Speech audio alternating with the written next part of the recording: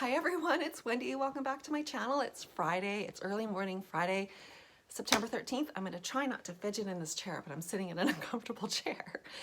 I am doing a different video, and the reason I'm doing it is because there aren't a lot of videos that are out there on this subject, and I'm really hoping that this will be helpful to some of you guys. I'm really putting it out and I'm getting into I'm not in a comfort zone here at all, but I just wanna talk to you guys in a very, very open and frank way about my experience with microshading, which is a form, I understand, of microblading, and then my experience with saline tattoo removal of my eyebrows.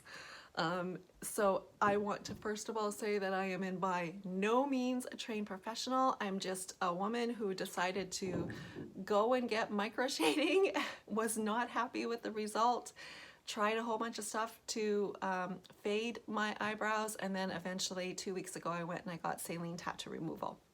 So I'm going to talk to you about the whole process.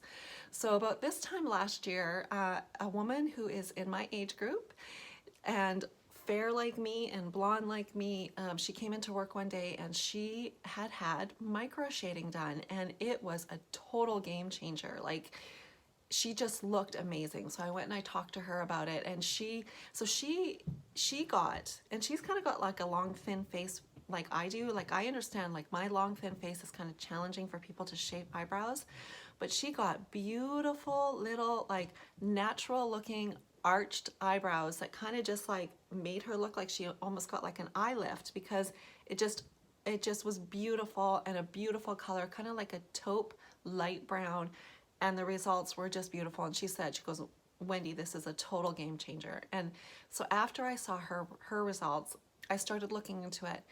Please understand, I have 0 tattoos. I have piercing in my ears, and that is it. And I am super conservative when it comes to my appearance. I like to wear neutrals. I like to wear neutral makeup. I don't do anything wild or crazy. I'm just a natural girl.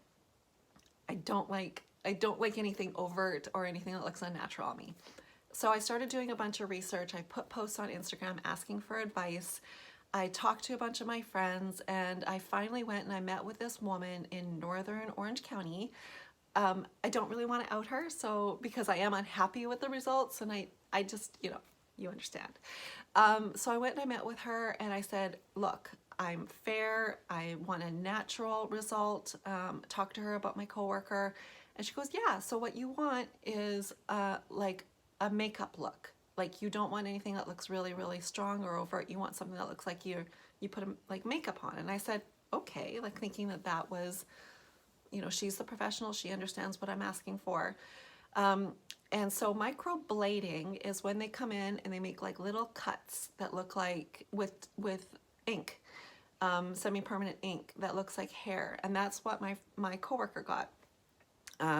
But this woman said that microshading is the way to go. And then there's something called an ombre brow, which is kind of like a combination of the two. So I made an appointment, and I paid for it. I think it was $450, which included the touch-up appointment, which comes in 6 weeks, which I'll explain in a minute. So I went and I got it done. And if you go back to my Instagram, I think it was November 24th of 2018, I got it done. I went for my first appointment.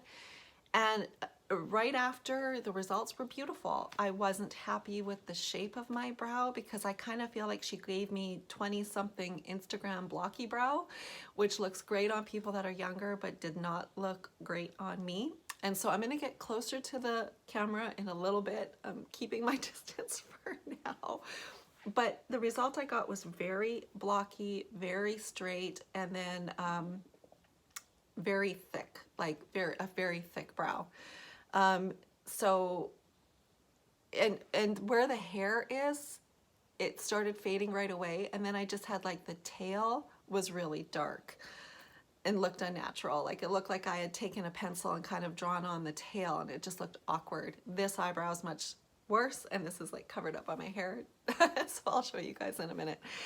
So, and I told her, I expressed my concerns about it, and she said, well, don't worry about it, we'll fix it when you come in for your 6-week checkup. So then I went in for my 6-week touch-up, actually, and I went in and I said, okay, you see that it looks like I colored it on here and the rest looks a little bit more natural. And so she went over it and she actually said, well, I'm going to make the tail darker, like I'm going to make the whole thing darker. It was not a good look. It was not a good look, and I really struggled because, okay, I'll get in closer. I've already had saline tattoo removal, so just keep in mind that that's what's going on. So you'll see, you guys can't really see, this one actually looks pretty natural. This one you'll see is still really red because this is where it's the residual pigment, and this is where it was really dark. So you'll see my hair goes here, and then the red part is where it kind of was like drawn on. Okay, jumped the gun a little bit. So that happened, and then I thought, well, it's okay, because everything that I'm hearing says that, you know, it's semi-permanent. It's gonna fade between 1 to 3 years on average. So then I started thinking, is there anything I can do to accelerate that process? So watched a bunch of videos on semi-permanent makeup removal and other tattoo removal, and decided to try a bunch of stuff. So I'm going to show you what did not work for me based on my experience and the recommendations. Ambi Fade Cream. This is Ambi Fade Cream, fades dark spots for even natural skin tone with vitamin E and alpha hydroxy acid. I gave this a really good go. Used it for about a month. Maybe you need to use it more than that, but it didn't work for me. So then I was, you know, also doing other research, and I was told that this might work. Clearasil salicylic acid acne medication. Apparently the salicylic acid will lift eyebrow, semi-permanent makeup. I used it for a while, didn't see any changes. So then other people were recommending retinol. So this is Neutrogena retinol wrinkle repair eye cream, but apparently the retinol will lift out semi-permanent makeup. None of those things worked for me. So I went to my dermatologist for something, my dermatologist for something else, and they said, well, you can try lasers, that might work. And then I was doing research on that, and apparently it is helpful, and there are some videos out of people having their experience with laser. I understand it's very painful, and it requires numerous appointments to get it. And what happens was, when they put the laser, they numb your eyebrows or wherever else you're gonna get it done, and they use the laser, and then what happens is the ink gets absorbed into your body. Don't understand the process, I'm not a trained professional. And then I started looking at other options and started looking into saline tattoo removal because it's more natural, it's less invasive. So I went and met with this woman here. It's Artistry, Deanna, and it's Artistry of Permanent Makeup, and she is in Mission Viejo, and I'll leave everything below. I went and met with her. This is her address. I went and met with her. She's a lovely woman, and she was just frank with me. She goes, listen, there's like a miracle thing here called Rejuvie, and you can do that, but you have to understand that it is an extremely, I can't figure out what word to use. It's not really aggressive, but it's just like an overt process. And I don't understand it because I didn't go that route, but you can do some research on your own. But apparently it's kind of like a miracle for removing semi-permanent makeup and tattoos. There's one video that's on YouTube that's fantastic about it, about this woman with very dark eyebrows that got it done. So apparently something about tattooing, and then they put this stuff on there, and you have to leave it on. You cannot pick. It's white, and it crusts over, and it's very overt. And you know, I couldn't have gone to work for 2 weeks with that on my eyebrows. So I decided to go with saline tattoo removal, and Dina was completely 100% honest with me. Saline tattoo removal does not remove the tattoo in one appointment. Sometimes it's a gradual process because it's less harsh. It usually takes several appointments, and you can expect fading. And it's a gradual process, but it's less invasive. So I decided to go with that. 2 weeks ago exactly, I went and had an appointment with her. So what she does is she numbs the area, puts numbing cream on there, and the numbing cream stays on for 30 minutes. And then what she does is she takes a saline solution And with the tattoo gun, she goes over the entire area, and she has to go deeper than the original tattoo is, to sort of pull out the ink.